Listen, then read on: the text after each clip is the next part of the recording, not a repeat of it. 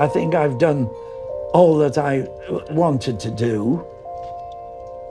As long as I can be helpful and keep going, that's the main thing. My name is Clifford, but call me Cliff Crozier, and I was born on 6th of September 1915. Makes me now 101. I was born in Birkenhead, in the Wirral, Cheshire. Apart from the war and the time I was at college, I've been all there all my life. I've been retired now for 38 years. It always pleases me, though, that they keep robbing the government, really, of my pension. It's just that you keep going. It's only a number. 101 is only a number. And you live for the day. A spot of whiskey occasionally helps, although it's not on the national health.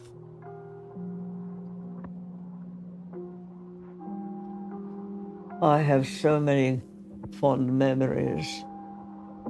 Sometimes sit down in my chair and I think back, and I try to sort of reorganize this story about these people that I have got in my mind and mix them up together first and then pair them all. And I think there are quite a few people out there that would be very, very happy to be together because they are such lovely people that they are. Emilia Teresa Harper. Teresa. It's Teresa because it's Czechoslovakian. 103, my goodness me. 3 is my lucky number. I have always been lucky. I've never been unlucky, touch wood. Oh, there's wood underneath there. I was in Czechoslovakia when I was a young girl, and I was living with my grandparents because my father was a prisoner of war. We came over to England to be with our father when he was released from the war. Everything makes me happy. I love talking to people. I like doing things. I like going out shopping. Once I go out shopping, I don't want to come back. I don't think there is anything that I really need to do because I've done practically everything that I ever wanted to do in the past. I've got beautiful memories, you know. I can live happily forever after because of my lovely memories.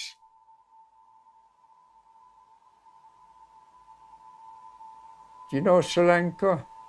I climbed up the tower there, Sirigura, which is 600 feet up to the top.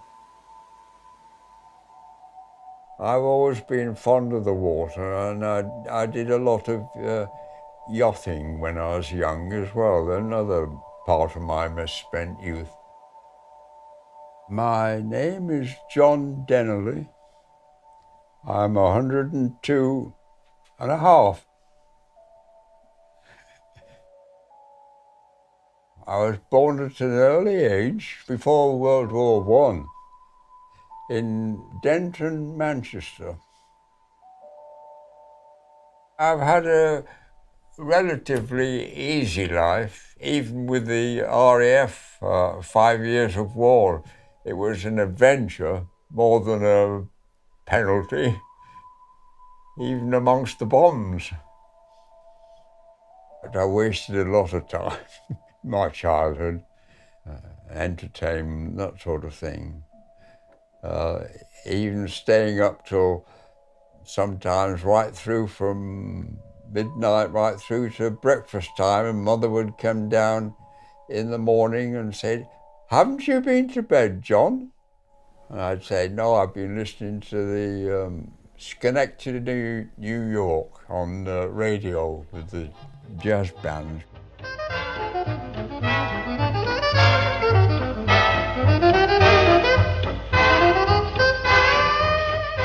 I enjoyed it.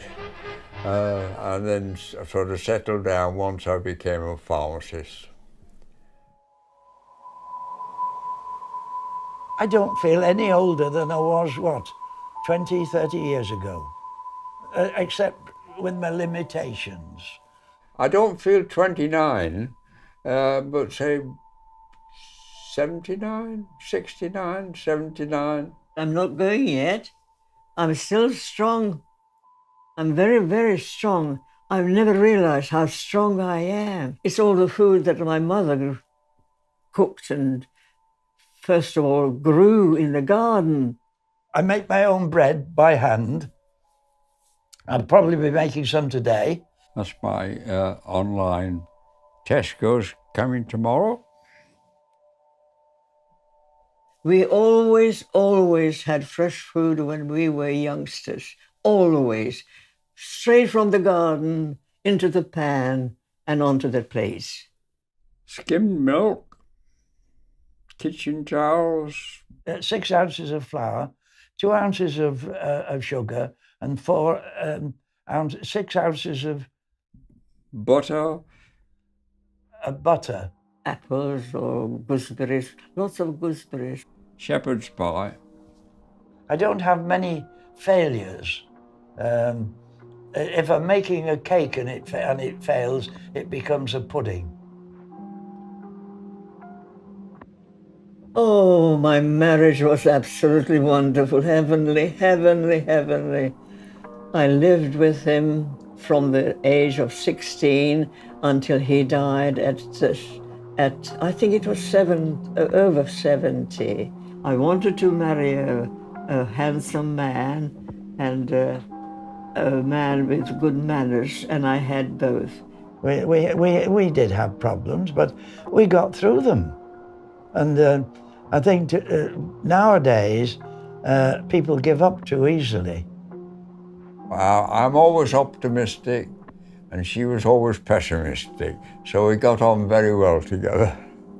Make the most of it, because that's especially if it's the first love, there's nothing like it.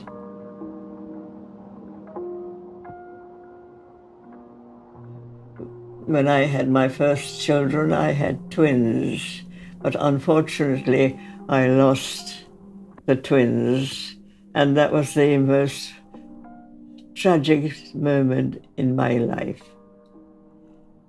But I had a daughter, and I enjoyed her company very much indeed, loved her immensely. When I lost my first baby, it was one of the twins went. I was devastated.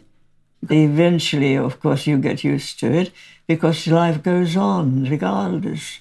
You get healed, and what you never forget.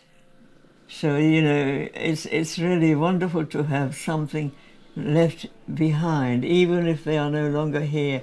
They're there. They're in your mind. They're in your air, all around you. It's really a wonderful, wonderful feeling. I think a lot of my children, even today, after all these years. I can still sit here and I can talk to them and as if they were still alive. When people pass this way, they hear me talking to myself. They think I'm crackers. But I'm not crackers. I'm only just thinking about my children.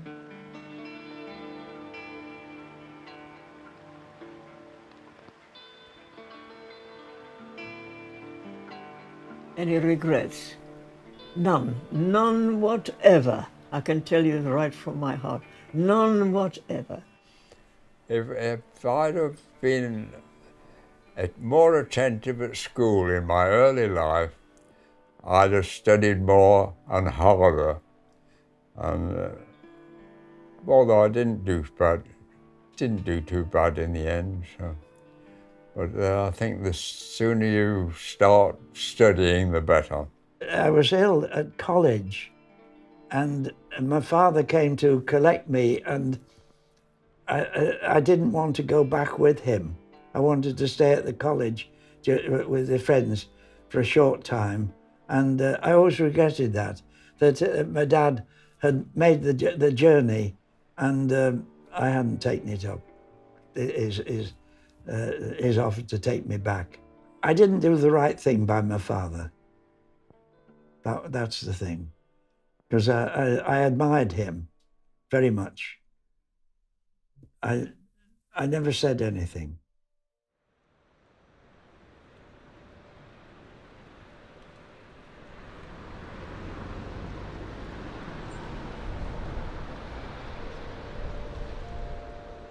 You've got to keep up with the times.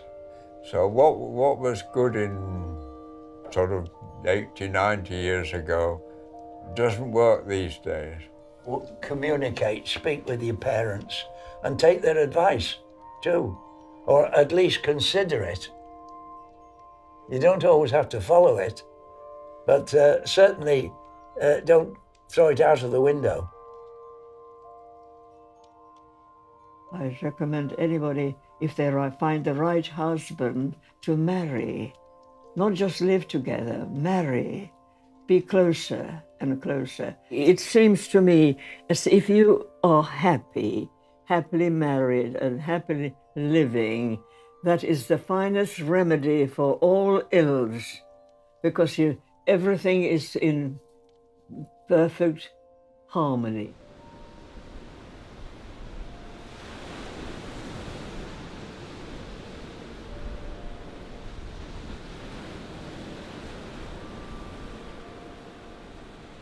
Time spent on reconnaissance is seldom wasted, and be as independent as you can, but don't be reluctant to ask for help when you think you need it.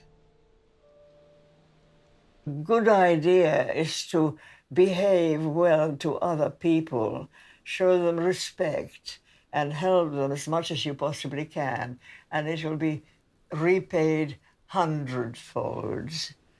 My motto for life, there was an old Scottish comedian, Sir Harry Lauder, who used to sing, "Keep right on to the end of the road," and that's my motto. Keep right on to the end of the road. Keep right on to the end.